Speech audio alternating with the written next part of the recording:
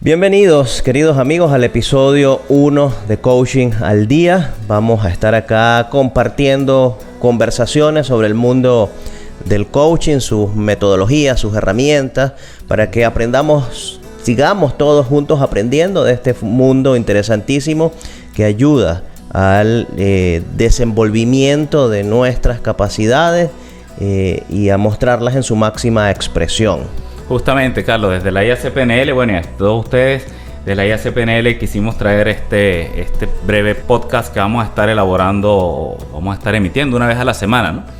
Con la intención de darles herramientas, tips, que vayan creciendo más en este mundo del coaching, ¿no? Especialmente a quienes ya están formados y a quienes están también interesados en incursionar en este mundo, ¿no? Este mundo maravilloso, hermoso, como yo lo catalogo, mágico incluso.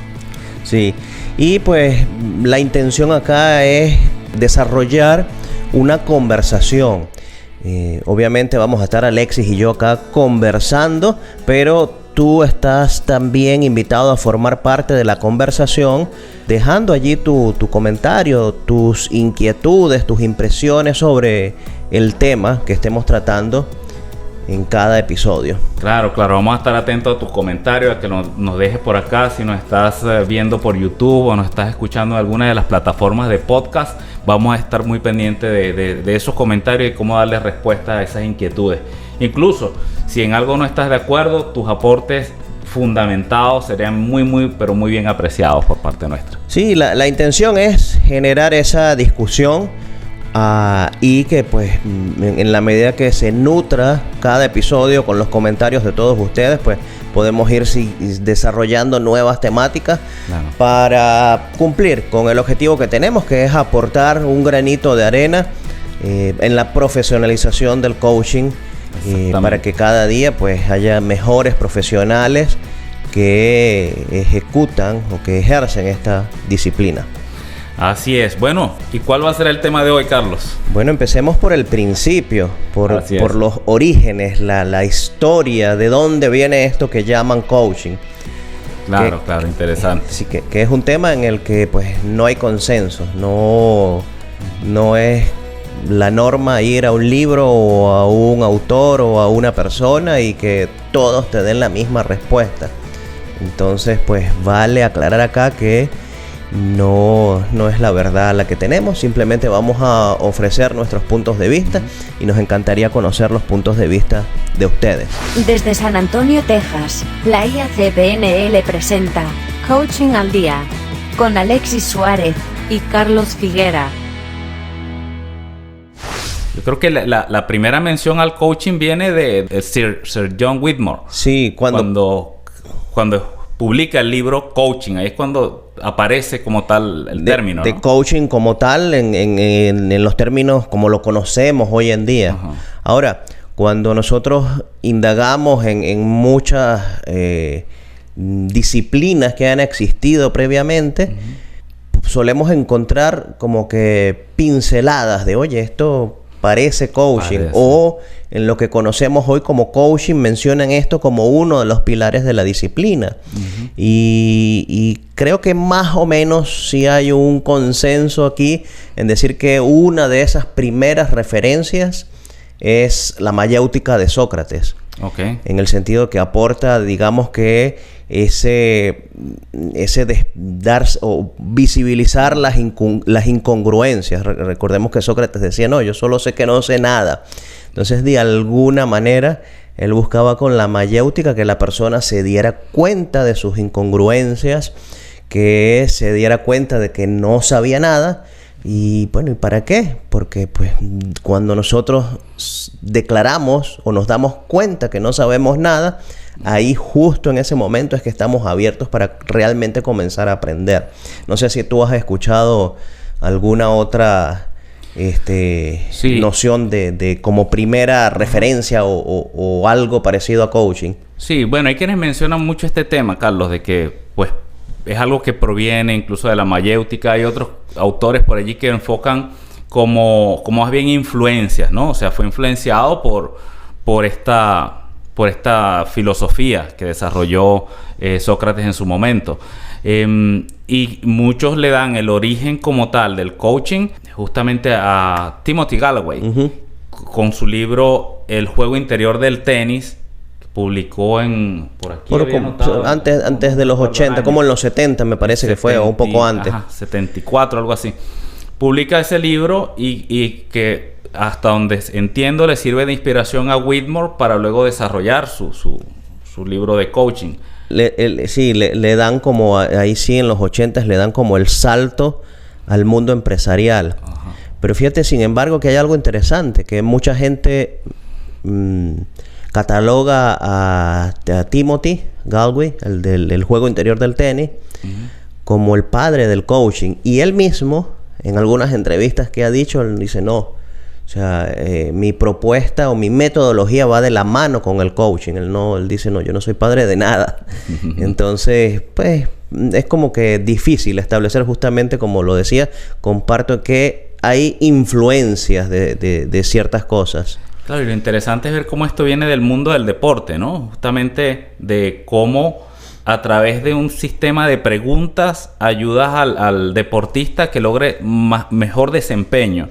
Yo veía por allí hace poco, por cierto, está en YouTube colgado, un video de una intervención que hace Sir John Whitmore, justamente, que él trabaja con unos deportistas a través de una metodología de puras preguntas, justamente para llevarlos a mejorar su técnica, su desempeño. Y pues él lo hace como que una comparación con lo que es el coach deportivo tradicional, que es ese que te da la instrucción. O sea, sujeta en el caso del palo de golf, sujétalo de esta forma, inclínate de esta forma, va dando toda esa instrucción. Mientras que Whitmore, por su parte, va haciéndole preguntas al deportista, ¿cómo te sientes así? ¿Cómo te sentirías mejor? ¿Cómo piensas que le puede dar más impulso? Hazlo sí. A ver, pruébalo. ¿Cuál fue la diferencia entre el golpe anterior y este golpe? Exacto. ¿En cuál tuviste mejor desempeño? Entonces, el objetivo es el que viene planteando justamente Gallwey en el juego interior del tenis, que tiene que ver en generar un cambio interno real, auténtico, que cuando la persona le dan las instrucciones para hacerlo, ok, de pronto lo termina haciendo bien, pero hay cierta resistencia a ese cambio. Sí. Mientras que cuando él aprende por sí mismo a hacerlo, ya lo internaliza y puede, pues, ese aprendizaje formar parte de sí. Fíjate el tema de las influencias que mencionas acá, de ese crecimiento que viene de adentro hacia afuera, o ese aprendizaje. Justamente si volvemos un pasito atrás, decíamos Sócrates, pero entonces después viene Platón, y que es uno de los discípulos de los alumnos de Sócrates. Y él hace los diálogos platónicos, que son una suerte de sesiones de coaching primitiva, se parece. Ahora, un salto un poquito más adelante, cuando sale la psicología humanista y el constructivismo, allí hay cosas que tienen que ver con eso que tú mencionabas hace un instante, el hacer conciencia, el construir ese aprendizaje que viene del interior al exterior. Entonces yo comparto esa mirada de que pues es influencia de muchas cosas que han venido anteriormente. Claro, Carlos, tú sabes, pues yo tengo de algún modo, yo he estado consumiendo mucho material de pensamiento crítico, y una de las cosas que me llamó la atención fue esa referencia que hacen algunos autores del coaching a Sócrates. De hecho, en algún momento, y creo que te lo había comentado, pensé que era una historia rebuscada, ¿no? Yo decía, bueno, pero esto es como que yo me invente, qué sé yo, una metodología que llame el antiparabolismo y diga que eso se parece al estoicismo y por tanto tiene orígenes en Zenón de Sitio, que es el padre del estoicismo. Entonces, es como rebuscarse una historia. Eso lo pensé en algún momento. Sin embargo, indagando también en este tema del coaching, en quién era también Sir John Whitmore, quién era Timothy Gallwey, de dónde venían, de dónde obtuvieron esos conocimientos. Hay un personaje que no ha sido renombrado o no ha sido puesto a la luz por el coaching, y lo traje por acá, es Werner Erhard. No sé si habías escuchado de él. Los seminarios, los famosos seminarios que Exacto. que realiza. Que resulta que Timothy Galloway viene de haberse formado en esos seminarios y aparentemente atiende este seminario en el 72 y un par de años después cuando saca su libro como consecuencia, producto del aprendizaje. Y por estos seminarios de Werner Erhard también pasó el mismo Thomas Leonard, también pasó reconocidos coaches suramericanos como el mismo Fernando Flores. Entonces, incluso revisando allí, bueno, ¿qué personas influentes han pasado por allí? El de Padre Rico, Padre Pobre. Kiyosaki. Pasó por estos seminarios. Entonces, vemos que esta persona tuvo una influencia importante y leí algunos comentarios de personas que atendían a estos seminarios y hablaban que este señor Werner Erhard utilizaba el cuestionamiento socrático como parte de ese aprendizaje. O sea, era como... Este señor yo lo veo como el Tony Robbins de esa época, ¿no? Que hacía estos seminarios de alto impacto basados en el cuestionamiento socrático. Entonces, claro, ahora sí, tú enlazas estos puntos. Sí tiene mucho sentido decir que el origen viene de Sócrates, sí, ¿no? Es que... de esta filosofía. Claro, es quizás pedante decir que no hay nada nuevo. Que todo es una copia o una adaptación y tal, como lo dice el señor del libro para diseñadores, roba como un artista. Se me va el nombre del autor. Pero Austin Kleon, correcto. Pero en teoría él dice, mira, no hay nada nuevo. Todo viene por influencia de algo. Y fíjate ese trabajo interesante que tú hiciste. Ok, vamos a partir de Timothy Galloway. Vamos a indagar un poco más sobre su historia de vida. Resulta que se formó con este señor Werner. Entonces indagamos de dónde viene el conocimiento de Werner. Y viene de Sócrates. Y así, exacto, yo creo que todo viene influenciado en parte por algo. Y cada persona le hace su aporte a todo esto. Si, por ejemplo, nos vamos ahora que he estado estudiando el tema del estoicismo, y pues me he dado cuenta que muchas ideas que yo había leído en libros modernos fueron mencionadas por los estoicos. Bueno, y no tan modernos. No sé si recuerdas el círculo de la influencia de ¿cómo que se llama este señor? El de los hábitos de las personas, los 7 hábitos de la gente altamente efectiva. Stephen Covey. Él fue el que masificó y popularizó esto del círculo de la influencia.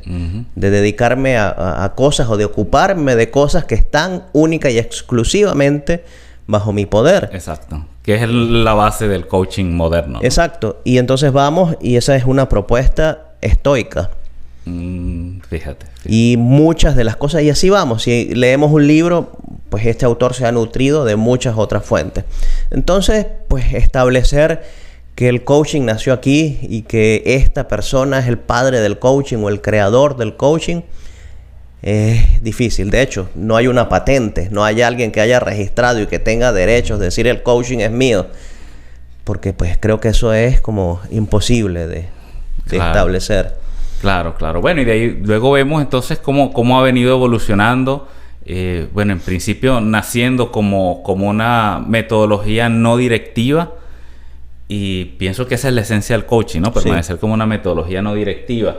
Y luego vemos cómo ha venido evolucionando y tomando influencias, como tú decías, de la psicología positiva, de la psicología de la humanista. Muchísimo ha tomado de allí.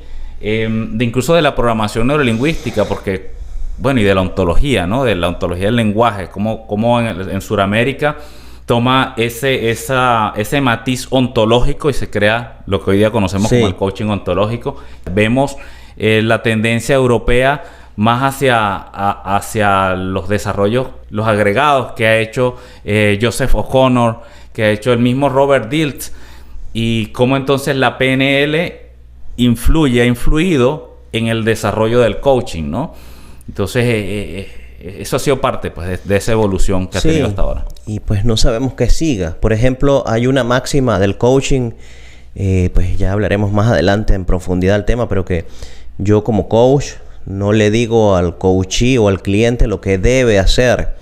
Sin embargo, hacia el 2019 se generó una bulla allí porque la ICF que también hablaremos de estas organizaciones, la International Coach Federation, modificó una de las competencias claves y mostraba o daba una pincelada allí de que sí es válido que el coach le muestre sus miradas o sus interpretaciones al cliente. Pero pues, es algo que en cierto modo, al menos en la práctica que nosotros hacemos, lo hacíamos. Siempre dándole la oportunidad al cliente de aceptar o rechazar esa mirada, que al final es el que tiene la batuta de todo el proceso. Entonces, pues, no sé si esto sea bueno o malo, pero que también hablaremos en algún momento de que esa indefinición que hay en muchas áreas da pie a que cualquier cosa loca que surja le pongan el coaching y le pongan un apellido y exacto. Entonces, bueno, generan exacto. Yo he escuchado algunos desinformación decir por allí coaching es coaching, o sea, póngale el apellido que le llame, y creo que cuando hacen alusión a coaching es coaching se refieren a que en esencia es no directivo. Ahora, ciertamente hay, sobre todo el coaching acá en Norteamérica viene influenciado o viene justamente de Thomas Leonard, fue quien le dio mayor impulso acá en Norteamérica en su momento, y vemos cómo la metodología del coaching acá es más fast track, ¿no? Es el coaching rápido, es el coaching de eso, de intervención rápida y de resultados. Eso es lo que busca. Se parece a la cultura donde fue desarrollado. Exacto. Entonces, si te vas a Europa, que allí está el John Whitmore, se desarrolla esta otra corriente en Europa más humanista. Uh-huh. Y se viene entonces la que mencionabas hace un rato, sudamericana, más filosófica. Más hacia el ser, hacia la transformación. Sí. Y entonces, y es que en Norteamérica se sigue desarrollando esa metodología rápida de intervenciones que raya muchísimo con la mentoría. Para mí raya, ahí está muy muy cerca de la mentoría. Sí, habría que establecer dónde está el límite de una u otra. De saltar de esa no directividad, que es la característica fundamental de coaching, a casi que decirle a la persona, este es el camino, vete por aquí, ¿no? Sí. Bueno, creo que hemos venido desarrollando un poco cuál ha sido el desarrollo histórico de forma breve. Pues...